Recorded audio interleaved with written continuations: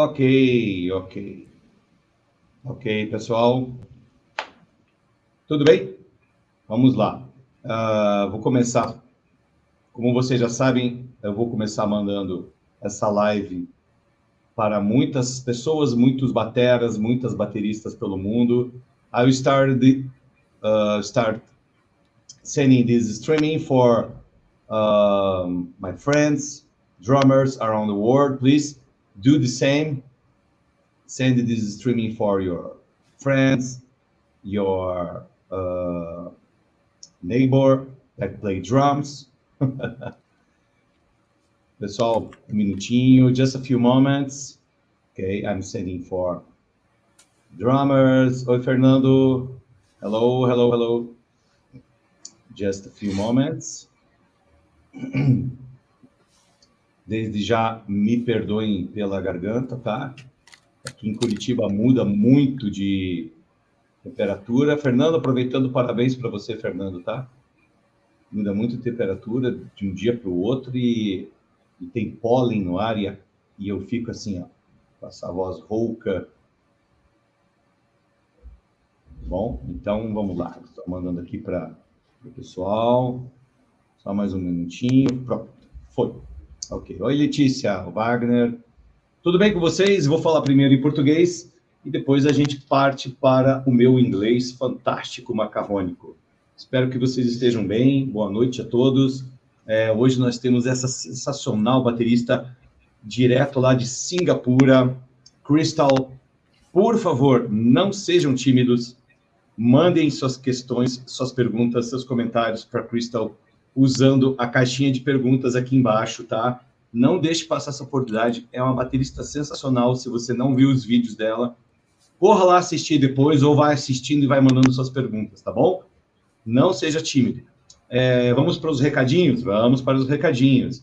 Semana que vem nós temos a nossa Special Class com Kira, direto da Inglaterra, baterista sensacional. Você já sabe que não vai ter tradução, então você tenta se esforçar aí para entender o que ela vai falar. As inscrições já estão abertas.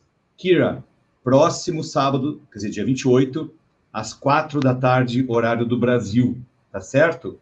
Então, estamos aí finalizando o mês de agosto e partimos para o mês de setembro. Eu não vou dar spoiler nenhum por enquanto, ok? Então, agora eu vou tentar o meu inglês e vocês aí podem ir tentando traduzir, ok? Hello, people. Thank you for being here with us tonight. Tonight here in Brazil, morning in Singapore, because our guest for this streaming is the fantastic Crystal J. Kuna from Singapore.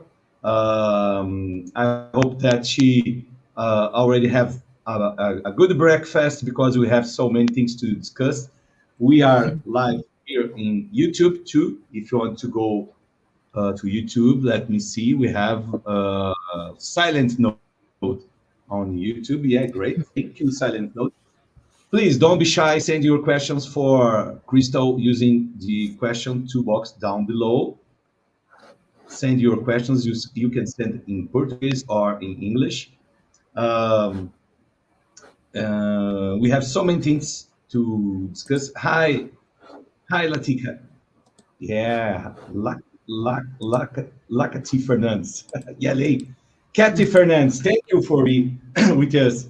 I hope to see you soon, Cathy. Don't forget our streaming. Please take note, and I hope you see you soon. Okay, it's time to call our guest, Crystal.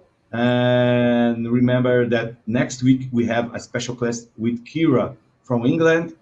Next Saturday, 28. Okay, let's go. Let's call Crystal and rock on.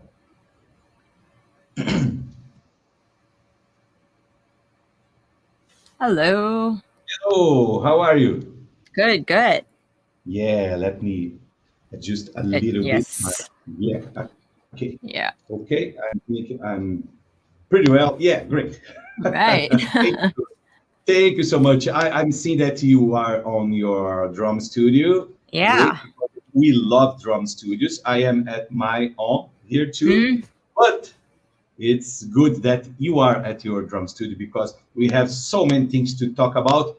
People, this is the great Crystal. Hello. Hi, Sean. Good morning. It Yeah, do is you have later. your proper breakfast? Yeah, I did. Yeah, great. And I have my coffee here too. That Yeah, helps. great. I have my water and Hmm. my, I don't know how to say in English, propolis for my throat because I'm not so well with my throat because here one day is cold, one day is hot, and this is affect my throat. But no problem. Let's go. Yeah. Yeah, we want to talk a lot from you, and I saw your videos. As I said to you on backstage, I couldn't see all of them because people, if you don't see YouTube, Crystal YouTube, please go there and see all her videos. You have so many things to learn with Crystal. So tell us, Crystal, about your first impression on drums, the very first time that you saw a drummer or a drum kit and think, wow, this is that kind of thing that I want to do for the rest of my life. I probably saw drums when I was a younger kid, but then it didn't really occur to me that it was anything special because usually drummers were guys and you usually see guys playing drums. And then as a little girl, it's just like, okay, that's another thing guys do. Then when I was 12, I was going to what they call an open house. So they show the different clubs and activities that you can join in high school, which is for age 13 to 16 here. And I saw the concert band, and this was a girls' school, so everyone was female. And then I saw a concert band, and there was a girl playing drums. And then I just thought to myself in my simple 12-year-old mind, like, wow, that's so cool. And then I told my mom after that, after seeing that concert band performance, I remember going back home with my mom and dad in the car, and I was like, Mom, I want to play drums and join percussion in band. And then my mom told me, why can't you play the flute or clarinet or something small? And I was like, no, I think the More drums look cool. cheaper. Yeah, I'm not sure about that, but probably in the long run when you consider all the symbols. Yeah. But yeah, that was it. And I did join percussion after that. Yeah, great. So, do you started playing drums or playing snare drum or another kind of percussion? Yeah, I actually started on pretty much all the percussion instruments in that section. So we didn't specialize in like, oh, you only play snare. We just learned everything. And I sometimes tell people I started playing drum set because my seniors in band wouldn't come for band practice. So I would look at the different scores. So there was supposed to be one person playing the bass drum, one person playing snare, one person playing crash in a concert band setting, but they all wouldn't show up for practice. So I would just take the scores for snare and bass and crash and put it together, and I'll sit at the drum set. And that was Yeah. my introduction to drum set coordination because I would be playing a marching snare or concert snare piece and on the drum set Yeah, while trying to really. add in the bass drum and crash and everything. Yeah. Wow, really. So, did you try to adding the triangle chart? That would be a bit too Because advanced. Good idea. yeah, because sometimes you have to play the triangle with in a concert, and you have some pages with just silent pause, Oh, and the counting of finally, rests is the worst. yeah, the rest, Yeah. and that's it. Yeah. Oh, but that was really good training for listening to music because, I mean, when you start out in concert band, you do get the scores with hundreds of rests. I remember playing a crash cymbal score. It's literally 200 bars of rests. But then you get used to listening to the music and figuring out what are the sections in the song and listening to what other people in the band are playing. And that really helps to develop your musical sense as well. Yeah, but I think it's very difficult to play. I was doing a joke, of course, because I played with orchestra and choirs. Choirs. Yeah, I'm choir. saying correct. and really it's really difficult to maintain the counting, and suddenly you have to do maybe a crash or just a little tiny symbol. And you can't get it wrong. Yeah. Yeah, you can get it wrong. So, which of the instruments you think it was much easier to play and the most difficult to play when you were playing with concerts? I At concerts, think sorry. the easiest, I mean, really easiest is probably suspended cymbal, because Yeah, once really. you get the dynamics, and once you can do an even single stroke roll, then you don't have, in a sense, you don't have to play that accurately, because it's just a shing kind of sound, right? Snare drum was fairly, I wouldn't say easy. It was easy to play, maybe difficult to play well because of some subtleties. But the difficult one for me were definitely the mallet instruments, because I'm so bad at reading multiple notes on the staff, and the key signatures would kill me every time. So I had to memorize the entire mallet scores. Yeah, for me too. I remember when I was playing with local, I'd say a little orchestra is here. It's called Orchestra de Câmara. I don't know if it is correct in English, but a Not little piece of orchestra, not the entire orchestra. Ensemble. Yeah, and I remember the first time when I played the song called Zorro, the track Yeah, from. I know this one. Yeah. Yeah, I received the chart for the violins. Oh no. Yeah, I received the chart for the violins, and you know the chords, they don't have time. It's only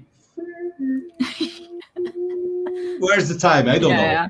It's just like a continuum Sound. noise. Yeah. Sound noise. Sometimes it's noise.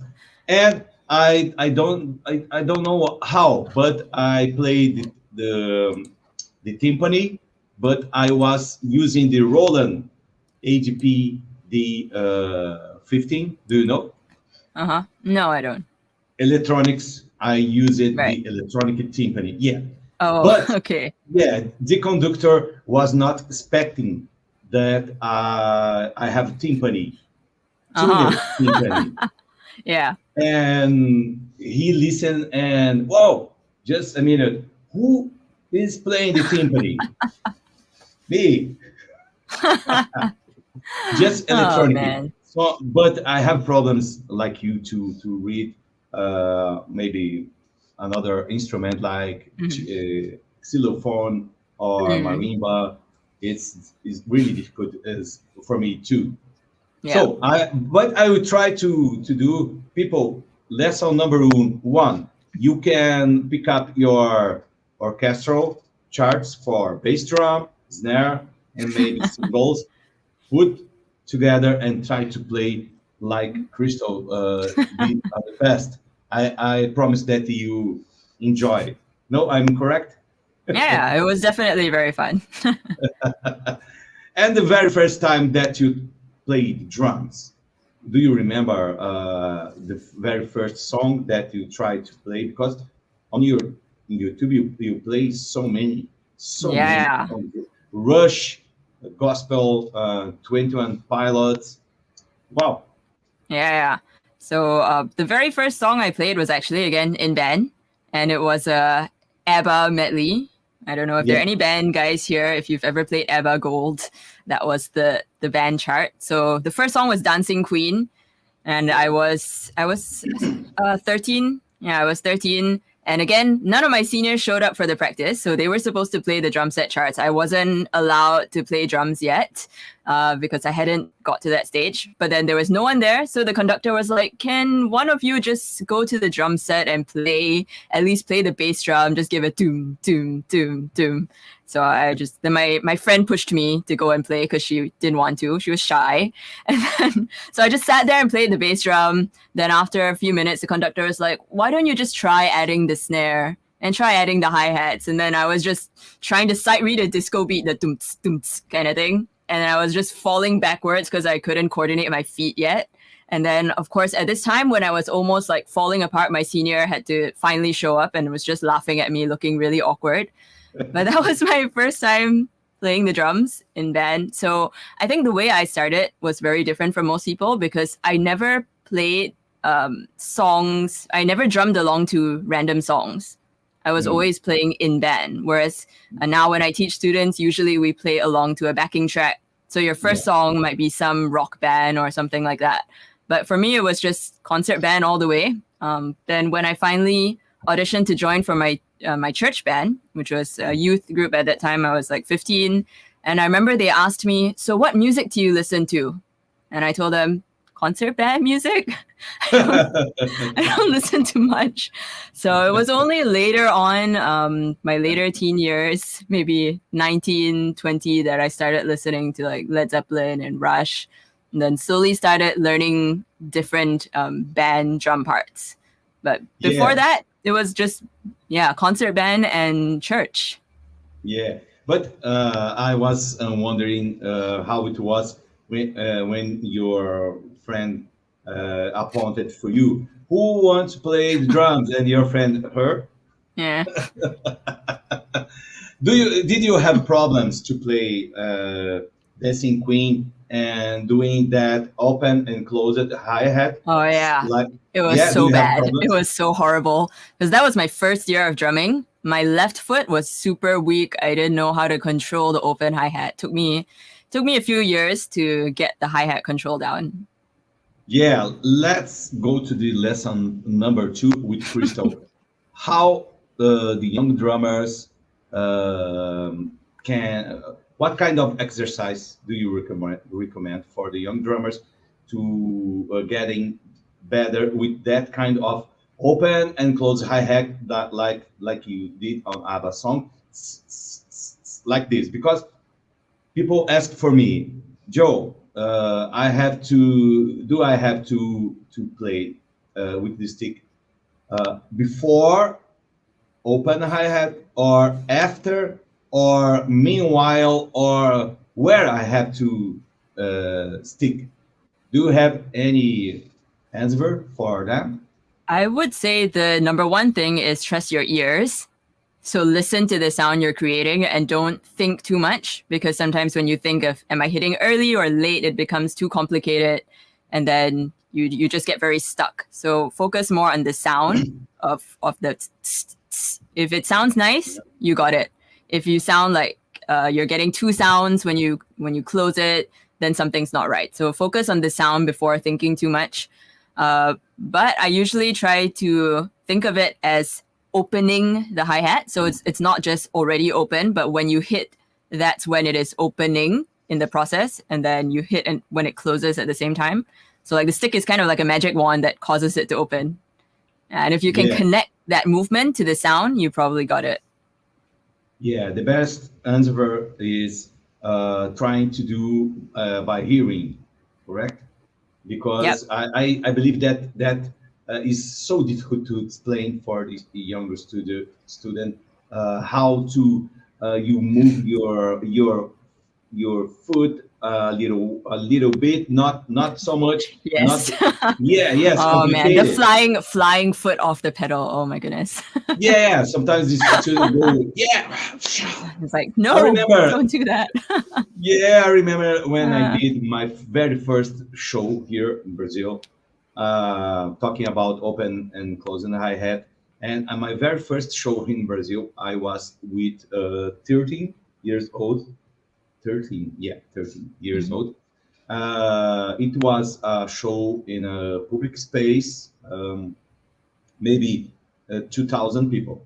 My very first. Wow. And I was not nervous with the people. I was nervous with one song that I have to play on the chorus. I had to play that kind of really difficult for me. 2,000 people. Okay, no problem. Open hi-hat. Wow. Yeah. Oh man. Great. So People, don't be shy. Send your questions for Crystal. Don't lose this chance to send your questions. We are now live on YouTube. You have silent note. Okay. Are you seeing the comments from silent Yeah. note? I'm not on YouTube actually. Let me go check that out. Silent note is saying, "Hey, Crystal, may Jesus be with you." Yeah. How it was like to record song of S45316. Oh, that's him. Yeah. So Tell us about. Hmm? You can tell us about and respond with silent. Oh yeah. So I recorded some drums on his tracks, his original songs, sometime like some years ago now. Can't remember when that was. So it was pretty cool. Kind of progressive metal stuff. It's challenging me quite a lot to play very unique parts with odd time and interesting rhythms. Yeah, that was a fun project. Thanks for having me on it. Yeah, where we can find and hear this track. Silent note, you gotta post your link in the comments. I don't know where your stuff is, man. Please do it. And Crystal, I was looking for your outro songs, and I couldn't find. I am following you on Spotify, but where the songs? I try to hear. The songs that I've played drums on are with my band Sangriento on Spotify. Yeah. So the album there is called Blood Pact. Yeah, I couldn't find. Sorry, it maybe. But I find your profile on personal. Yeah. That I don't have an artist profile on Spotify. Yeah, but I saw you on there. You did? Yeah. I'm following you, and you are following about 16 another profiles. So silent notes responds here Spotify. Okay, we will try Spotify. Do you remember when you start to play at church? You said that you did audition for playing church. Tell us about the audition to play in church, because I play in church and I did audition too, and nice. I love to know about this kind of situation. Yeah. I honestly can't remember much about the audition because I was 15. That was a long time ago. I think mostly they wanted to just have a chat and find out if I could actually play. But the main thing was more if I had the right heart and attitude towards ministry, and not in it to be a rock star kind of thing. Like you actually want to serve the church, serve God. And so now I'm the one running the auditions for my church. So the main important thing that I look out for is, besides your heart and your attitude, the ability to keep constant time. I think that one is pretty important, and also the ability to hear the parts in a song, because you need to be able to play those songs on your own and to learn it from listening. Yeah, but do you think do you have some kind of difficulties to follow maybe the pastor when pastor is saying something and you have to play with him, not with him, but when he's talking. And that kind of like a building or spontaneous building or going down, because sometimes for me sometimes I can't understand what the main singer wants to do, and I'm behind that kind of drum shield. Yeah. I hated that kind of thing. Mm-hmm. Do you think this? What in your opinion? What kind of attitude is better when you don't know exactly what the singer wants to do? Do you have some kind of signals? Yeah. We do have hand signals. So over here we use like, verse, chorus, that kind of thing. And sometimes if the worship leader, the singer wants the band to play more, they might just do that kind of a gesture. Or if they want you to go softer, like quiet. A lot of it has to do with vocal tone as well as body language. So if I see them, if they're talking very quietly, that will be an indication to be more gentle. But if they're, being very strong and being very forceful, maybe they're moving this way in their body language, that's when they would indicate that they actually want to build up something they're doing. So for me, I think when I started, that kind of following the feeling of what's happening was a difficult thing because there's no right or wrong. And you just have to kind of hear and figure out what's going on. But now, many years down the road, that's one of my favorite things to do because the instrument becomes like a way of communicating. It's just like this conversation. We just hear what the other person is saying and you respond to it appropriately. Yeah. And that's how I treat it. It's really like a conversation and understanding what they're saying and then thinking of how I can support that with however I'm playing. Yeah, I know. But sometimes I saw the singer doing some exaggerated kind of the signals. I hate it because the people that are watching maybe think, "Wow, that drummer don't know how to play that part." So I try to say to our singer to be don't exaggerate your signals. Please do it at back, or you can see and very how to say in English subtle. Just move your head for do this because people see our lives. You don't want the audience to see it. Yeah. Sometimes I have to have some serious conversations with singers. That's why I said for my mentor, I don't want to participate for the auditions because it depends on me. Nobody will play. Are you too strict? Yeah, I think so. So when you start to learning drums, do you remember the books or the lessons that you had that really changed your mind? Ooh, changed my mind. That's tough. Yeah. For example, just an example, Gary Chester, or maybe a Gene Chapin book, or maybe Latin grooves, at the rib or something. Wow, that's tough. So I never actually took drum lessons. So really? all of my learning was self-learning. So I read quite widely because a lot of my reading of drum books was, at that time, I think when I really got into it, I already started teaching. So it was figuring out how other people taught so that I could teach better because I didn't have a teacher. So I had no blueprint of how people usually teach in mind. So one of the books, I think Don Familaro's It's Your Move. That was a good one. And I really liked, I'm actually a reader. I like reading. So I liked that he was so conversational in his approach to drumming. It wasn't like just a book of exercises.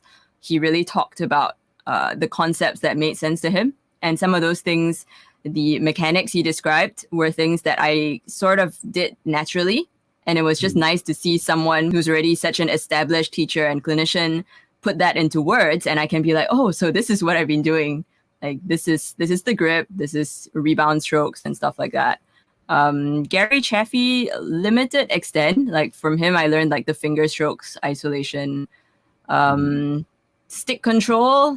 That was a standard. That was one I actually played from the beginning because we used that in band. But that's really just sticking patterns. And knowing how to use it is a different thing.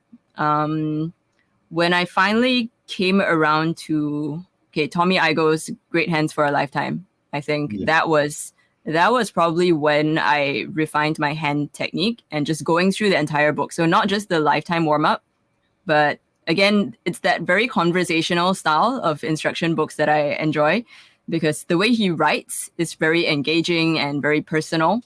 So that feels almost like you have a personal drum teacher going through all these exercises with you. And the way he categorized rudiments made a lot of sense to me, rather than just a chart of 40 rudiments. And it became more applicable. I think that was when my hand technique grew a lot, when I was working through that. Yeah, great. So great books, drum books. So you said that you never had drum lessons. So you taught yourself to learn to read, correct? Yeah.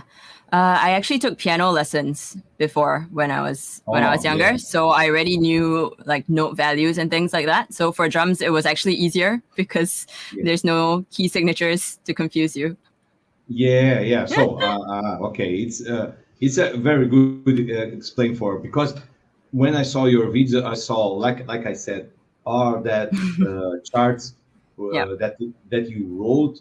Yeah. So tell us about the process writing things, because you have to play the same part, and it's so difficult because sometimes there's a little mistake, you have to record again, Redo the whole correct? thing. Yeah. Yeah, please Yeah. tell us about this process, because it's so fantastic. People, Thank you. go to the YouTube, Crystal YouTube, and see what we are discussing. You love it. Yeah. So for all my notation covers, usually I chart out the song first. So I will write down all the scores. I'll put in the notes into Sibelius. And then after that, I actually need to learn how to play it. So I learn the parts on the drums, and usually reading it is okay most of the time if the song isn't too complicated. And then the problem is memorizing it, especially when I want to do it note for note. So it's a lot of drilling and just trying to remember every little detail. Why I force myself to do this, it's honestly just to challenge my brain to make myself remember the various parts. And then I try to film it in one take, because for me, the multiple angle thing, it makes for interesting watching when you're trying to do a performance cover. But my notation videos are meant to be more educational. And personally, when I'm trying to learn something from someone, I don't really need the camera angle switching everywhere. It gets very annoying. It's like, just stay there. I want to see what you're doing. So I try to do it in one take. So the actual filming process is incredibly frustrating, especially when I have a long song. Like I think one of the Christian songs I did recently was maybe 6 minutes or something like that. And then you can get a perfect take all the way to 5.5 minutes. And then I just mess up the ending. And it's like, oh God, let's do this again from the beginning. So it's a good training in patience with myself. Yeah, I believe so. Because I'm seeing your YouTube channel here. I saw so many videos, and you have that video called "This is Amazing Grace" in metal remix. So so interesting. Yeah. And that's the one. That was an interesting video because the main guitarist is from America. So he's a Christian metal guitarist from America, and the other guitarist featuring is actually my husband. So we have a request from Silent Note to talk about my husband, Daniel. He left a comment in YouTube. So yeah, Dan is super supportive. It's really fun playing with him on guitar as well. Yeah, I believe so. This is Amazing Grace. I never heard in this version. Metal version. Yeah, you should check it out later. It's very interesting. Yeah, I saw the video. Nice. I said for my mentor, I want to play this Amazing Grace for next Sunday like this. Good idea. So I was seeing another video from where's I played the same song. Where the video? You did transcription too. Do you remember the name? Yeah.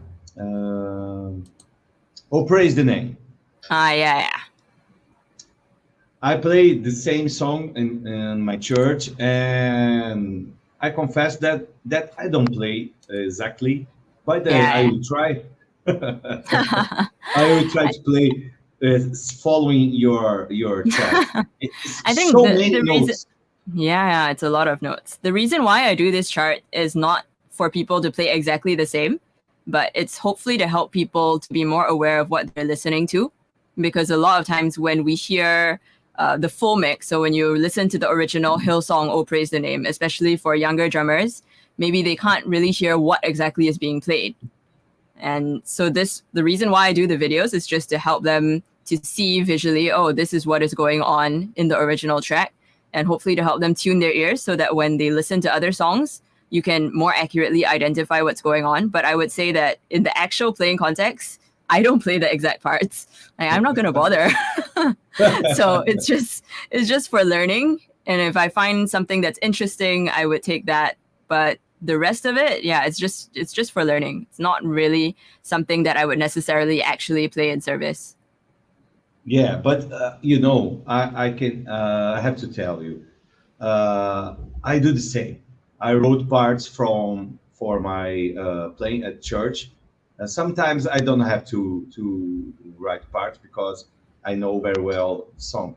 But the most of times I have to write parts, and it's the same for me. I like to write parts and keep it with me. Now I have maybe 8 drum charts Wow. for my church.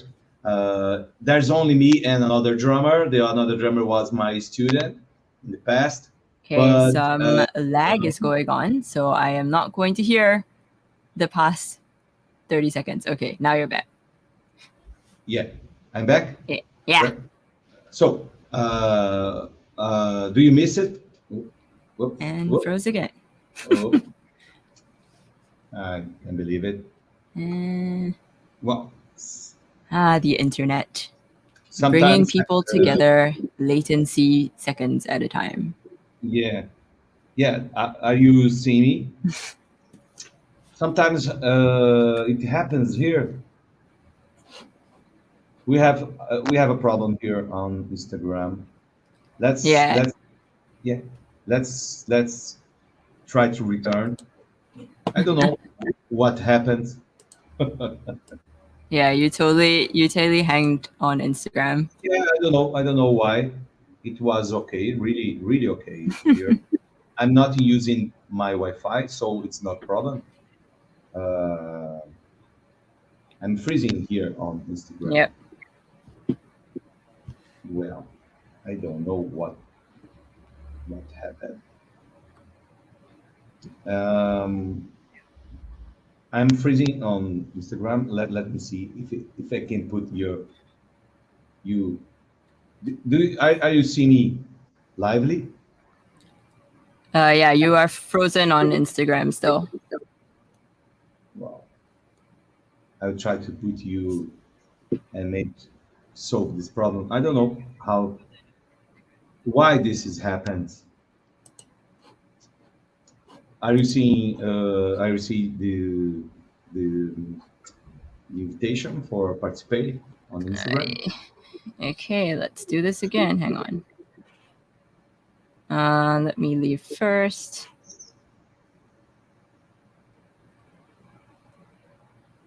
Hang on. Technical difficulties. Okay, Yeah. It is loading, I think. Loading. Nope, it's all black now. No, so I have to. Wait, let me exit again. Do you want to try inviting again, or? No, I will start the streaming again on Instagram. Just one minute.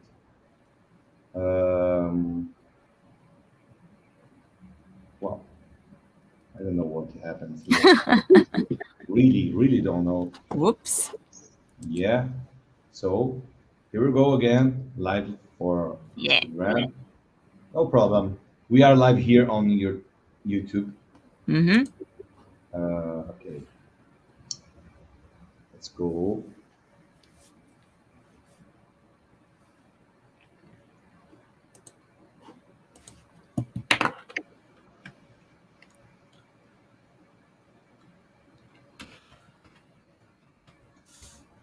Okay, here we go. Got it? Let's do Okay.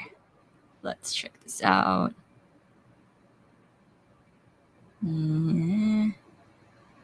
Yeah. Olá, pessoal. Desculpa aí, caiu mais uma vez. Caiu de novo aqui no Instagram, não sei o que acontece. Vamos de novo. Vamos continuar o papo aqui com a Crystal. Here we go again. Yeah. Right. Okay. We are back. There. Hoping not freezing again. I don't know what happens. I'm not using my Wi-Fi here on Instagram, so I don't know what happens. Okay. So we are talking about drum charts for church. Like I was saying, I have now maybe 8 drum charts, and if you want to, some of them I can send you. Thank you. Yeah, and you Sure. can do some kind of corrections for me. Yeah. We have a question here on YouTube. Crystal, please talk about Denjet and how is it playing sometimes with him. Yeah, that's my husband. Yeah. That I mentioned earlier. Yeah. Yeah. So how is to play with your husband? Sometimes you have problems for being a couple. So far it's good. Yeah, I've been with him in 2 bands and we play in church like every other week. We're actually playing today, this evening service. So he's on electric guitar, I'm on drums. Yeah, great. Sometimes I play with bands that have couples, and sometimes it's very difficult to separate things. Yeah. Yeah. So I just want to tell one thing. You said something about Don Famularo and Gary Chaffee. Did you have lessons with Don Famularo online? No, not at all. I just read his book. That was all. I play Sabian Day here in Brazil at the same night with Don Famularo here in Brazil. Nice. And I have chance to do 2 online lessons with him, but because the price of the dollar price here in Brazil is possible. Yeah. To do, so many classes. Yeah. I did class with Annie Canals, but I want to say one thing is very hilarious from having classes with Gary Chaffee. Oh. I did one week course with Gary Chaffee here in my city, and I remember the very first day I was a little later for the first class, and I remember when I came and for the first class and opened the door and look inside, and Gary Chaffee was there, and he saw me on the door and say, "You go to the drums." Wow. Oh no.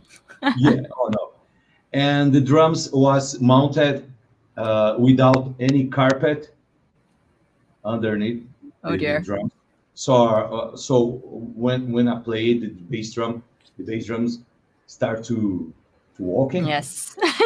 And I remember he said for me, 4 bars, shuffle rock, 4 bars, and halftime shuffle rock, 4 bars, and 4 bars soloing. Here we go again. Instagram back. Okay, now it's back. Okay, it's right. Yeah. For me, 4 it's bars okay. shuffle and then 4-bar soloing. Yeah. Oh, okay. Here we go again. I don't know what happens. I don't know what happens. Yeah. Yeah, I don't I'm know. hearing you from StreamYard now. I try to put my Wi-Fi here, and let's see what happens. Oh man, sometimes I don't know Oh, what man. problem. Really, I don't know.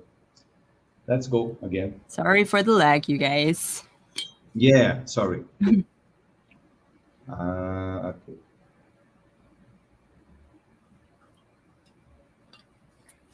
I don't know what happens. Really, sorry, people. Sorry. Let's go again because it's so interesting. Yeah. Okay, I'm live again. Let's go. Let's try. All right. Here in YouTube, our Third time. streaming is okay. Yeah. YouTube stream is going fine. Yeah. Let's go.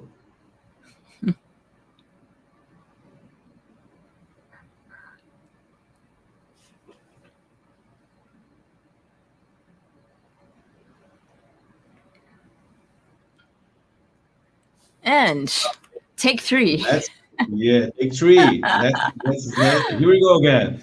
So I was saying to you, Gershif said to me, yeah, 4 bars playing halftime shuffle rock, 4 bars soloing, and I start to play, and bass drum start to just creeping away from you. Yeah. Yeah. So Yeah. I play a little bit and stop playing and try to push to bring back To grab the bass drum back. the bass drum.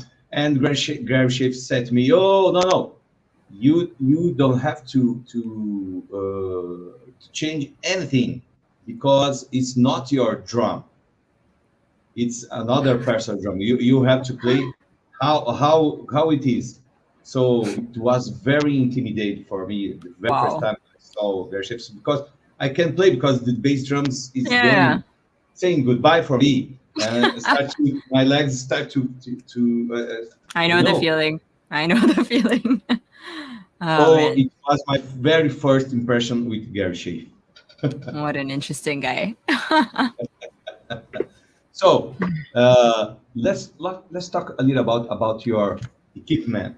You said something about your electronic drums and acoustic drums. People can see your equipment on your YouTube channel.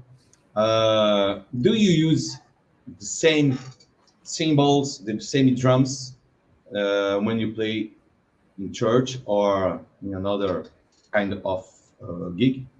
It depends on what the show is, and it depends on the venue. So usually if I'm playing in church, I will use brighter or larger cymbals. So I usually bring like a 18-inch A custom. At the moment, I'm using A custom and the A custom EFX for my crashes in church. I'm not that fussy, so honestly, I don't bother bringing a ride cymbal because it's heavy and I'm not going to lug that down every single time. So I usually just use whichever one is on the kit. But in my studio here, if I'm just doing recordings, then I have like smaller or darker cymbals. So like the main crash on my kit now is a 17-inch K custom, which is the one I usually use for most of my recordings. And I would bring that to gigs at smaller venues. So it's not as loud as like the 18 or 20-inch. So it really depends on what the setting is. Yeah, can you describe your equipment for us? Because we are crazy for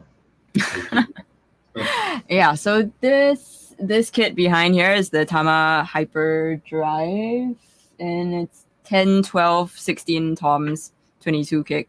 The snare on it now is a 13-inch Black Panther Cherry Bomb, which I use there because it's my softest snare, and this is my teaching kit. So the students will be playing there. I will play on the electronic, which is just a fairly old Roland TD-15.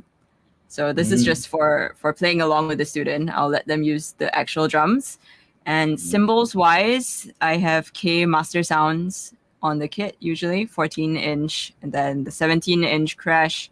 This one, the other one is a 20-inch reso crash, and the organic ride is 21.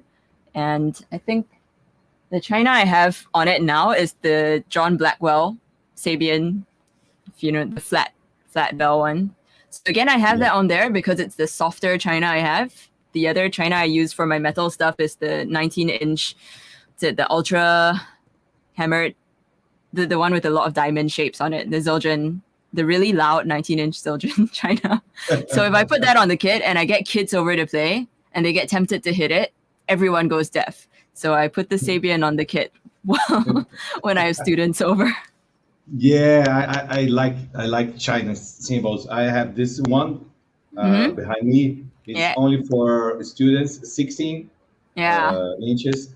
But I have 19, I have 18, and a prototype that Sabian made for me. Oh, nice. And 23 inches. Wow, that's gigantic. Yeah, it's I a cannot monster. imagine. Yeah, I can show you later. I can send you a picture from for you. Yeah, later. Sure. How do you organize your time for practicing church songs for church and metal, because there are so it's different kind of drum feeling. For church now, I think I usually play within my vocabulary, so I don't try and do anything too complicated, because I feel like a lot, or at least for my church, we play a lot of in the moment. So it's not always pre-planned. Maybe the first 2-3 songs at most are planned, but even within that, the feel or the structure of it isn't fixed. So I feel like in order to be very free with what I'm playing, I will play within my existing vocabulary. So in a sense, I don't really practice like complicated technical things for that. So my actual practicing is more about timekeeping and playing clean, because those are things that are transferable across any genre. And so a lot of the things I practice will be keeping time and, of course, increasing speed, for example, like double pedal. It's not my strongest point, but I keep trying to improve myself. And that's something that you can just sit down and be like, okay, I'm just going to work on speed for 10 minutes, and just maintain that. In terms of what I'm practicing, it depends on what events are going on. So, for example, I'm in a band called Sangriento, which plays symphonic metal, and we're writing now. So if we're meeting, then I will be practicing songs for that. And Instagram has lagged on us again. Hallelujah. Yeah, really? And is it back? Okay, now it's back. Okay, you're back for now. Yeah. Let us really? Stay there. Okay. So it depends on the gig. If I'm rehearsing for another event or I have a show, then I'll be practicing songs for that. More lag. Yeah, Gonna give that a moment. Can you guys on Instagram still hear me when I don't know. Joel is totally lagged out? Because I can see a bunch of you joining. Thanks for listening here. But now I can't hear him at all. Time to... I don't know what. Are we gonna have to restart this for a fourth time? Okay. Okay. I'm back. I'm back on Instagram. Yeah. Oh wait, hang on. I just left. Let me get back. No. Yeah, I don't know what happened. Really. What a day.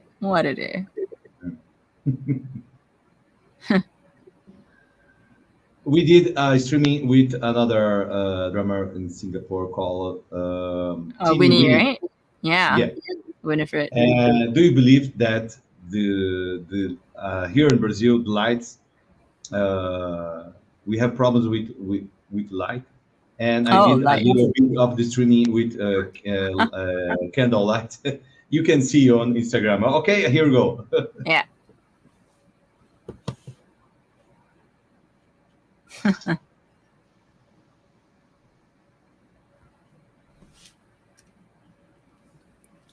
Okay, guys, 4th time running.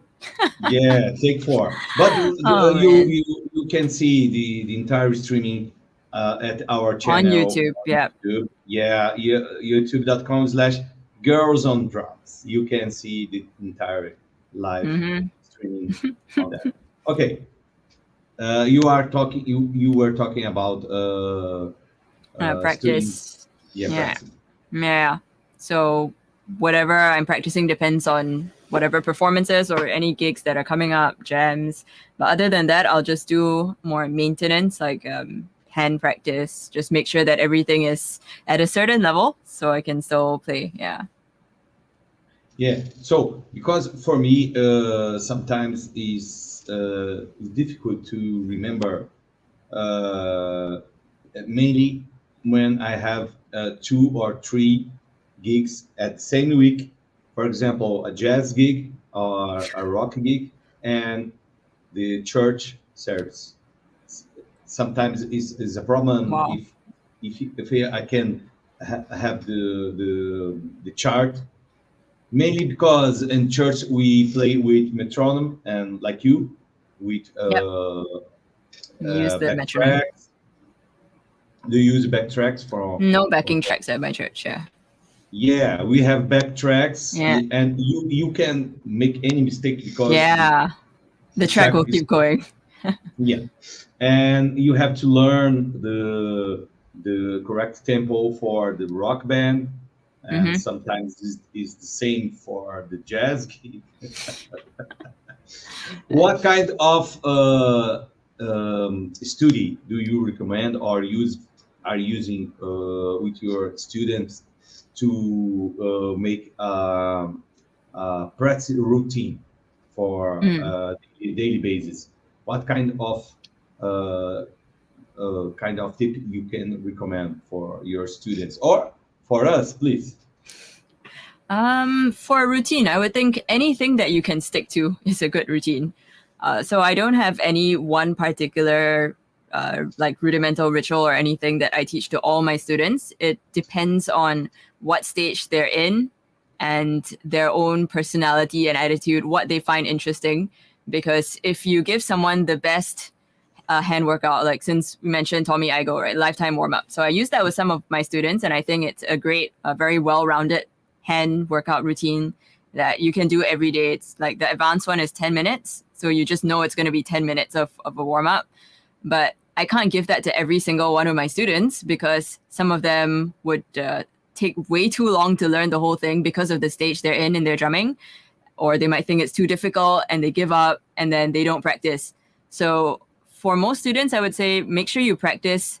At least part of your practice needs to be something that reminds you of why you love drumming and encourages you to continue. Like whatever it is, make sure that you enjoy it so it becomes something that you can do every day. If whatever it is you're practicing is something that you hate, you're not going to continue doing it the next day. So especially for those like just starting out when they're not so invested or maybe not so passionate about drums yet and they're just kind of starting out, it's important to try and find what motivates them to want to continue practicing the next day. And whatever that is something good. Yeah, great, great. So let's talk back about your drum videos on YouTube. I saw that you you did some Rush videos. I love Rush. Yeah. I think Rush was one of the first complicated songs that I learned on drums. Yeah, Subdivisions or Love Light? The first one I learned was Tom Sawyer, actually. Then after that, Subdivisions, YYZ, Spirit of the Radio, and Limelight.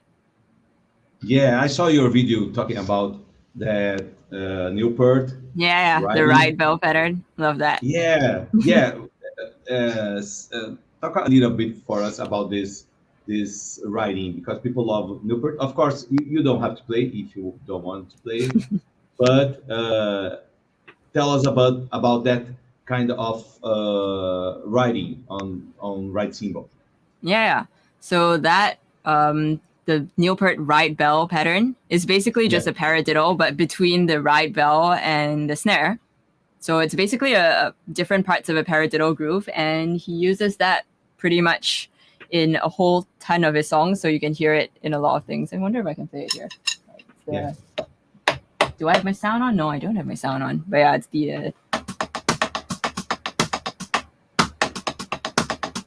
Yeah, so that's kind of just a broken paradiddle between your right and left hand. So I think when we first learn paradiddles as beginner drummers, we're kind of like, okay, we're just learning this because teacher tells me a paradiddle is a drum rudiment and it's important.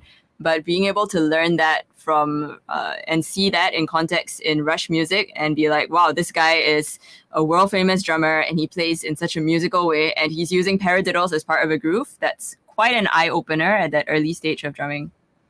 Yeah, it's totally different kind of right cymbal pattern, correct?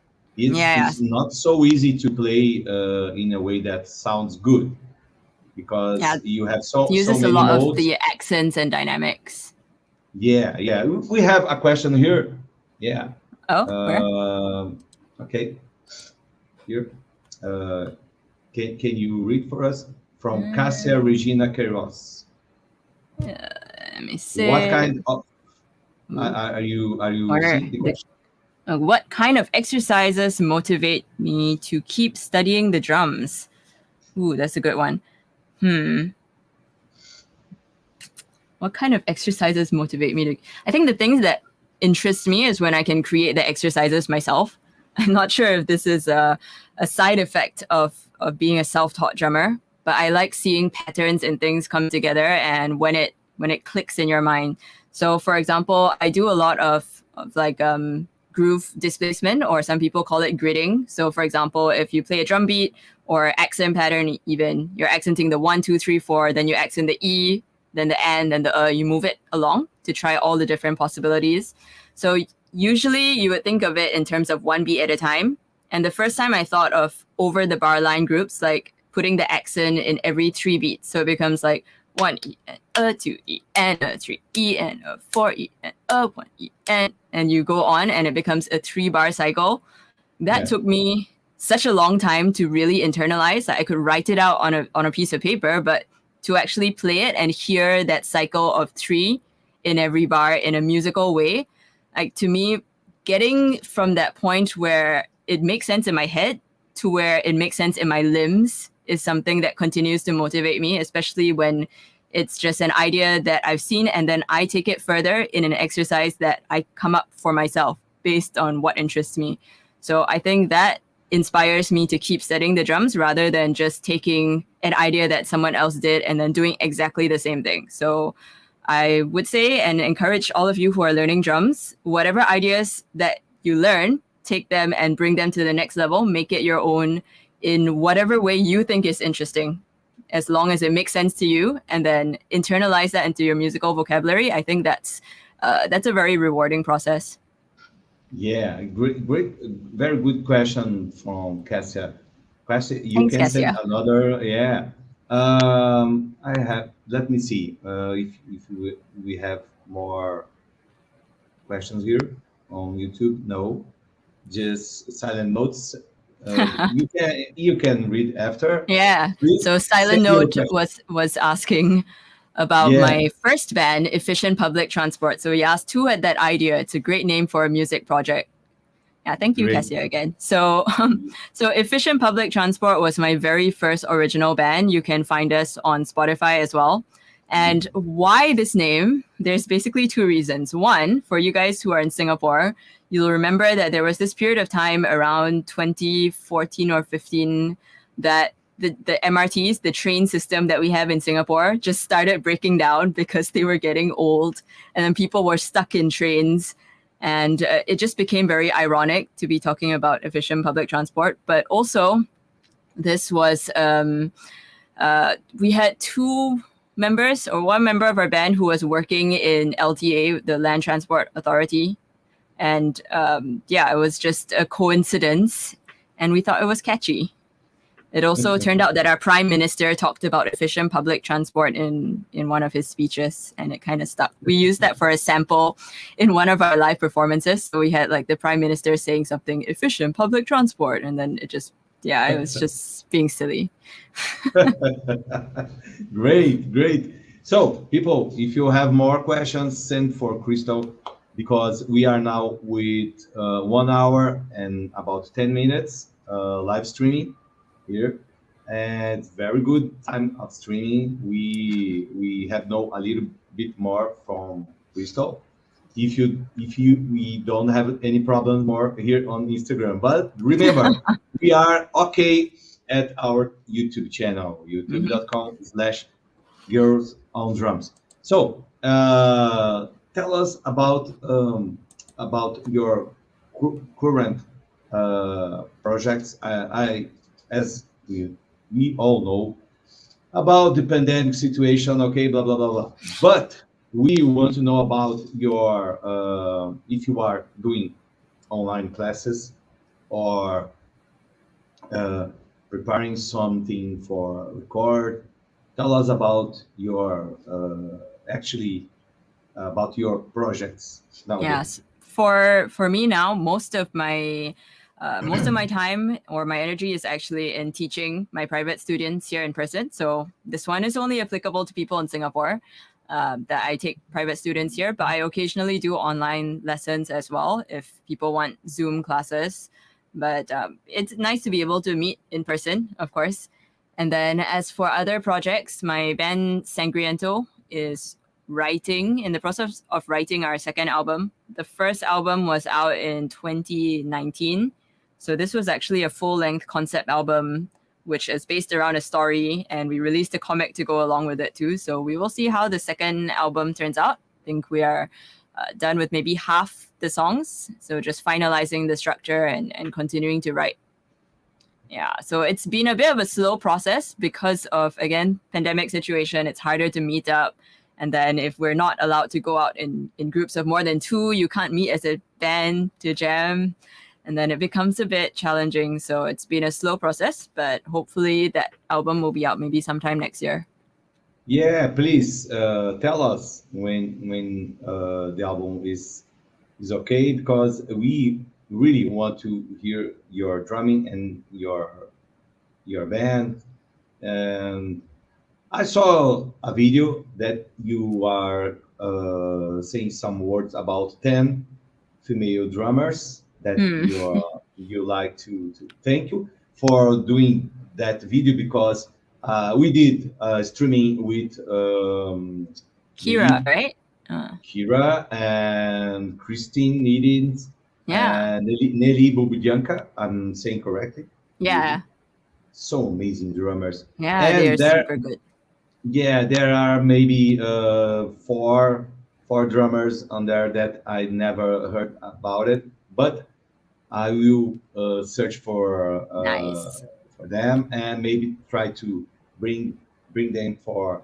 This is our streaming family. It's not really a real festival. We hope to return very soon with the festival, and I wish to have money enough to bring drummers like you, Crystal, to play here in Brazil. Yeah, for sure. That would be amazing. Sure. Yeah. I wish to have money enough to bring all these amazing drummers that are part of our streaming family. So please say us about that drummers. You don't have to speak about 10 drummers. Please tell us about 5 drummers that you recommend the people looking for on social media. 5. I mean, I don't want to rank people, but So the reason why I did that video was actually because I only really started using Instagram more probably this year, maybe later last year, and then previously I used Instagram more for just keeping in touch with friends and family, things like that. Thanks, Dioncha. It's a nice comment. Thank you. So I wasn't really using it for drum content. And then the first thing I wanted to do when I started getting more into drumming and using Instagram for social media was to look at to see if I could find other female drummers who are also inspiring. because it's just nice to see people who are in a similar situation and also just who love the craft. So that's why I made that video, because that was what I was looking for. And a lot of times I would see top 10 lists of famous international drummers, and that's not saying they're bad. They are amazing and super skilled. But, you know, we have mostly all heard of Annika Niles, Senri Kawaguchi, Sarah Tower, and like, those are really the best of the best. And that's not to say they're not great, but then for a lot of us who are maybe not quite on that level, it's also nice to see others who are professional drummers, working drummers, but just on the ground, maybe not at an international level of acclaim, but still so passionate about their craft and what they do. So I think Kira, whom you mentioned, she's a really inspiring drummer to me, because I mean, she's a mother as well. And a lot of times I felt that, you know, if I were to have kids and have a family, it's like, will I still be able to drum? And she is the perfect example of showing that you can be a great drummer and still be a mother to your children. And then she also has her own podcasts and hosts a lot of drumming events for the community. And she's just very encouraging in her social media posts. So those are the kind of drummers that I like to see in my feed, besides just, you know, technically inspiring. But there are also the technically inspiring ones, like you mentioned, Kristen Neddens and Nelly, who are just like mind-blowing drummers. Yeah. But yeah, like Kristen, her accuracy is so incredible. Like I think she just posted some pad work exercise, and being able to see that level of stick control and finesse is just mind-blowing. And she writes out the notation too. Who else? Now off the top of my head, I can't really think of any anymore. I know how to solve this problem. I know how to solve it. People, don't wait for the Crystal top 5. Just go to the Crystal YouTube and see for yourselves Crystal playing, and you will put Crystal on your top 5. Okay, problem solved. And you, Crystal, looking for my friend, my very good friend, Vera Figueiredo, Brazilian female drummer. Vera Figueiredo. I will send you. Yeah, you can send me her handle. Yeah, Vera Figueiredo, my very good friend, my old friend, is amazing Brazilian rhythms and so on. So I know you have so many drummers to talk about. we don't have time for this, but people, go to the YouTube Crystal, a YouTube channel, and see for yourselves what kind of things we are talking about, because you have so much to learn with Crystal. So we have now 1 hour and 15 minutes streaming, and I wish that I want to talk final words for the people that are listening and watching us. Please tell us something that comes to your heart about drummers, about drums, for the beginners or the people that will be seeing this video later, and so on. Please be my guest. So what I would say for both beginners and pretty much anyone at any stage, like, don't let whatever you see on social media be something depressing because it feels like someone else is out of your reach. And, you know, don't chase to be the best. Just chase to be a better version of who you were before, because that's the only person worth competing with is yourself from yesterday. And I think it's far too easy to just look at something impressive and think, okay, I'm never going to get there.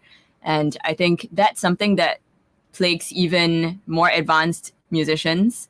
Like, you can still feel insecure about different parts of your craft because let's say you're a really good metal drummer, but you don't play jazz. And then you see a good jazz drummer and you're like, wow, I could never do that. And it just makes you feel bad, although you have all this experience in whatever it is that you do. So find out what drives you. In a sense, I was going to say play to your strengths, but find out what drives you and what you're passionate about, where you find fulfillment. And then once you're secure in that, you can look at other people who are also being passionate and also working hard, and you see them as being inspirational and not someone to compare yourself to, because I think that's just a black hole, and it's very unhealthy at any stage of your career, whether you're starting out or you've been in it for a while. Like, it's a bit of competition is good, but you don't want to get it to a point where you are feeling bad about yourself like all the time. Yeah. Yeah, great words from Crystal. It's really, really a good thing to hear this, because nowadays we have so many competitions, so many information on social medias. You go to the YouTube, you have a lot of information. Sometimes you get confused, the students get confused. You don't know who is better, who is not better, who the best drummer to watch, the worst drummer to watch, the female drummer, the male drummer, best drummer. Wow, so many information. So this is our very good tips from Crystal. So we are finished right now this streaming. It was a great pleasure to talk to you, Thank you Crystal. so much for I having wish you me. yeah, it was a pleasure. Sorry, people, for the Instagram problems, but the entire streaming are on YouTube. We wish to have more time to talk with Crystal, but maybe next year we can have Crystal doing a special class for us.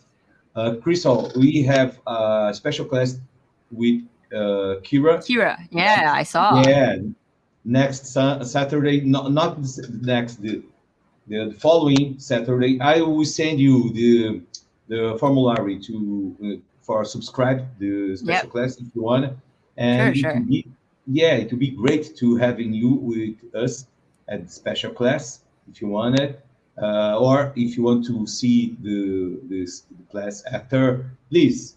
It will be an honor Awesome. be with you. Okay, Thank you so people, much. And thank thank you, you so much. everyone. Yeah. Thank you for being with us. Have a good day, Crystal. God You bless too. you. Good night, Hope, rather. yeah, hope to see you soon for Kira, and maybe next year doing a special class for us. It will be an honor. Please don't go away from StreamYard. See you soon. Thank you, people. God bless, and keep on drumming. Bye bye. Yeah, bye.